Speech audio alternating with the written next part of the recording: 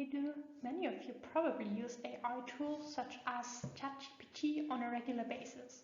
Sure, those tools might be quite handy from time to time, but they also come along with their downsides. I assume most of us are well aware when it comes to risks like fake news or privacy violations. But have you ever thought about the environmental consequences of your digital life? Already today, the ICT sector is responsible for around 2% of the global greenhouse gas emissions, which is more than the aviation sector. The training of a single NLP model results in as many carbon dioxide emissions as 5 cars over a lifetime. Additionally, for the training of GPT-3, more than 3.5 million liters of fresh water were consumed to cool down the data centers. During the use, ChatGPT needs to drink another 500 milliliter bottle of water for a simple conversation of roughly 20 to 50 answers. So, before the backdrop of those numbers, all the potential of AI to promote sustainability and efficiency can only be realized if the technology and its underlying business models are sustainable themselves. So, how can the transition towards more sustainable AI practically succeed? And what actually makes AI sustainable? The most prominent definition of sustainable development comes from the UN Brundtland Report. So here, sustainable development is described as a development that meets the needs of the present without compromising on the ability of future generations to meet their own needs. And this development shall be based on 3 pillars: the social, the economic, and the environmental sustainability. If we now take a closer look at this definition, sustainability is defined as closely related to questions of global justice, in particular the fair distribution of limited natural resources. To meet the needs of the present thereby refers to an intra-generational perspective, especially with a view to marginalized groups of society and the global south, which suffer the most from climate change, but at the same time often lack access to AI technologies, or at least do not profit from it financially.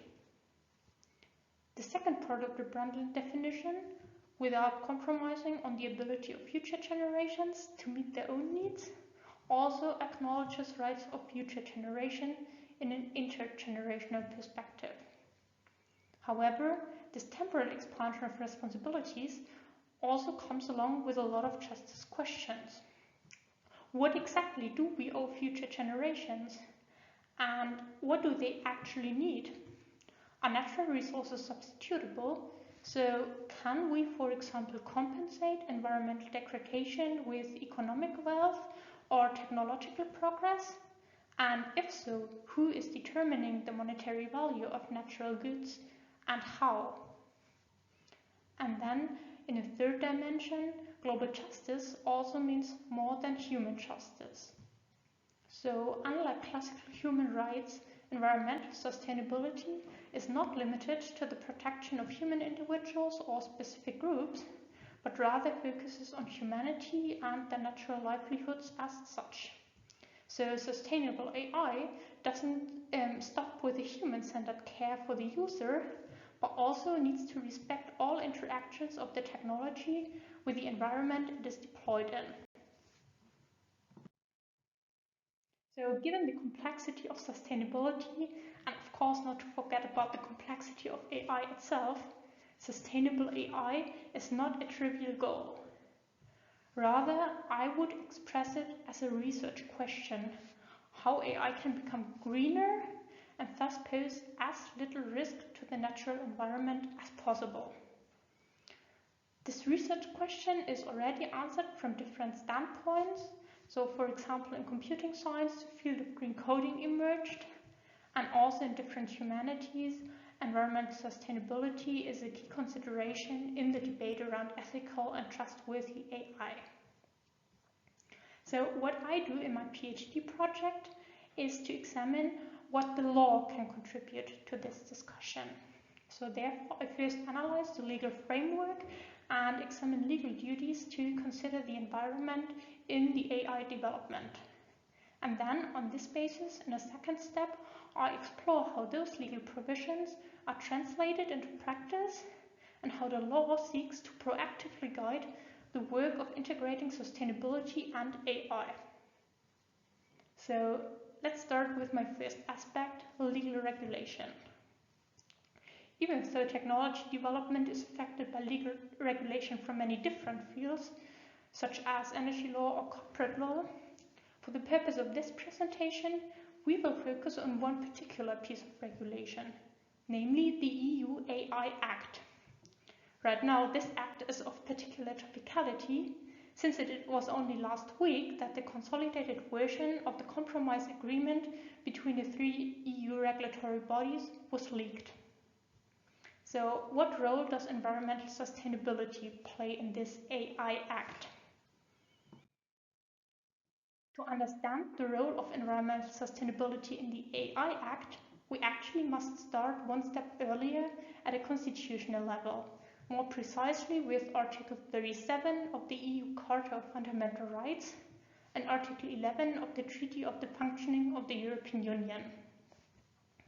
So what we can take out of this is that environmental sustainability is considered a key goal and policy principle in the EU, and therefore requirements must be integrated into the definition and implementation of all Union policies, so also the AI Act. So let's see how the European regulator is filling that duty with life.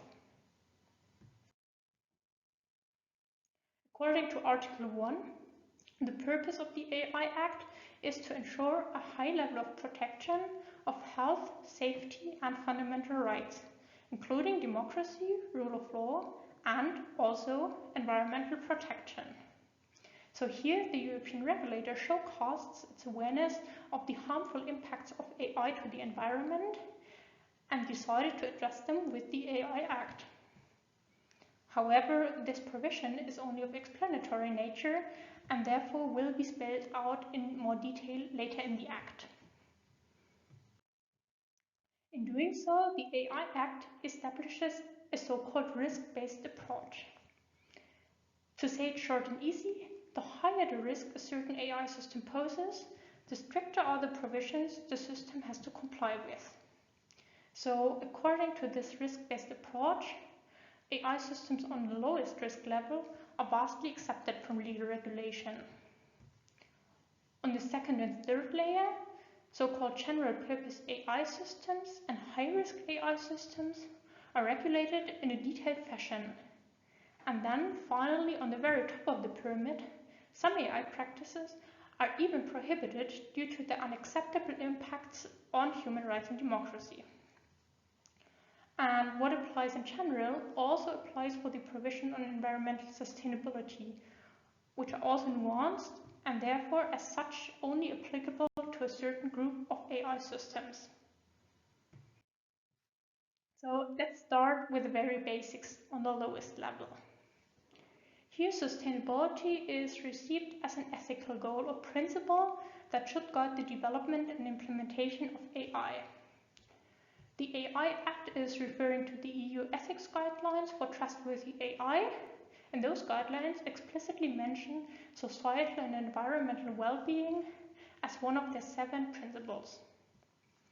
Furthermore, the AI Office and Member States shall facilitate the drawing up of so-called codes of conducts, which explicitly should also pay attention to the assessment and minimization of environmental impacts, for example, energy efficiency.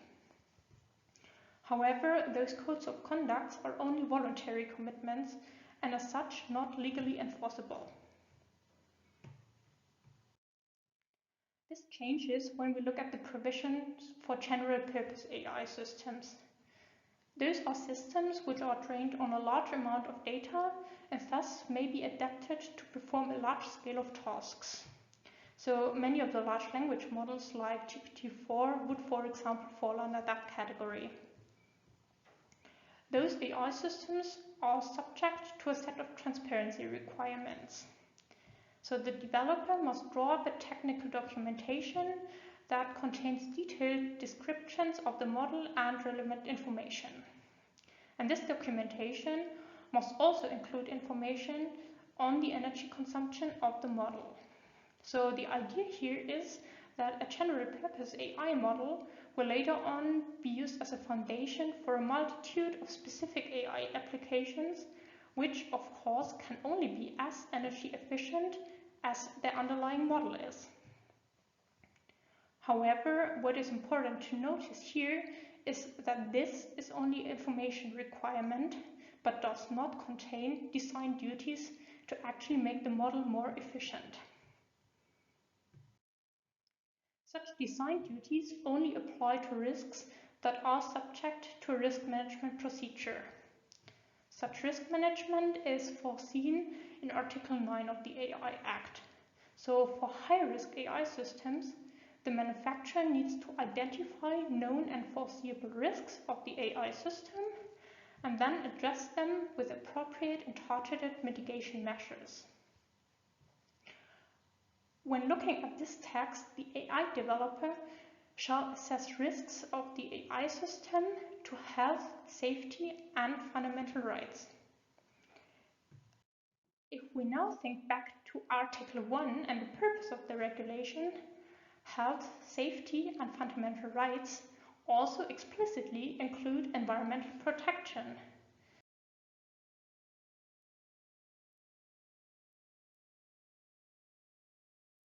So before this backdrop, one can read Article 9 as that also the assessment and mitigation of risks to the environment is required.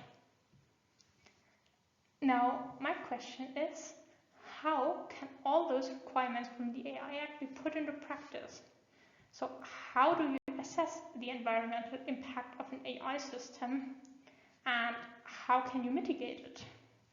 How to balance sustainability against conflicting values such as accuracy or economic goals?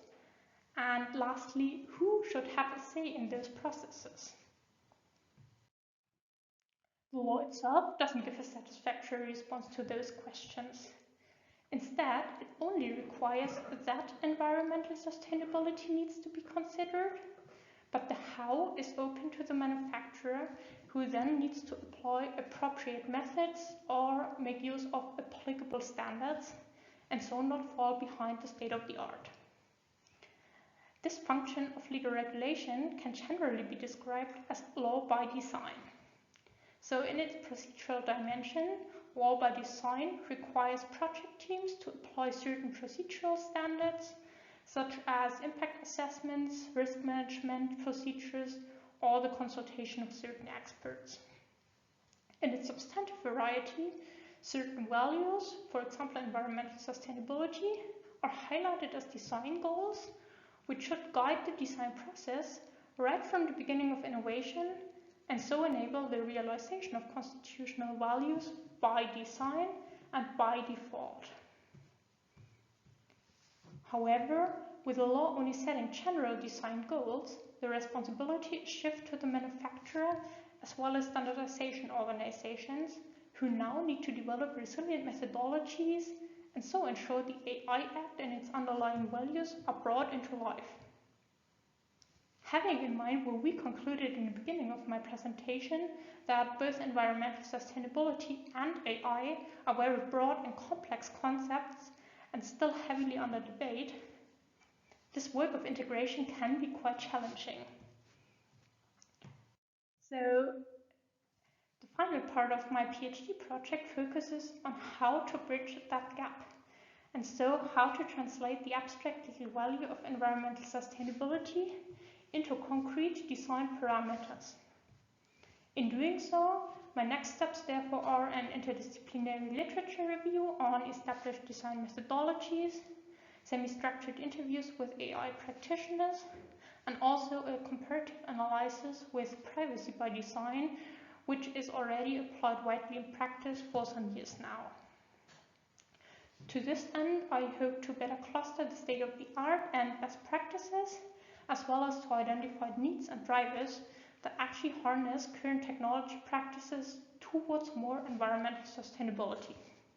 So with that outlook, I am concluding my presentation, and now I am really much looking forward to your feedback and your questions in the Q&A session.